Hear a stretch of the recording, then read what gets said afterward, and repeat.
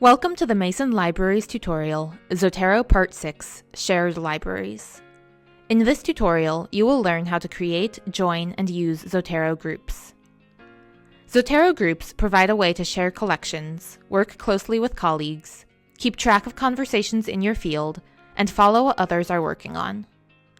Go to www.zotero.org and log into your Zotero account using the Login button located in the upper right corner of the screen.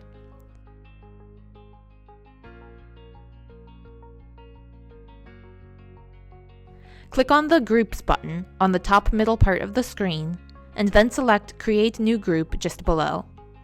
Now enter a name for your new group in the box underneath the text, Choose a name for your group.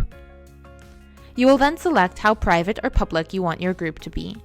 There are multiple privacy options depending on the needs of the group. Select the Private Membership option if you want the group to be private. Private groups allow members to collaborate without a public Zotero listing. Only group members and invited users can see this page. This group type is perfect for class projects.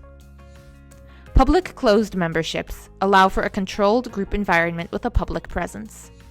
It's also helpful for creating reading lists. Finally, public open groups are helpful for crowdsourcing resources. You can decide if you want group members to edit the library and associated files after selecting this group type.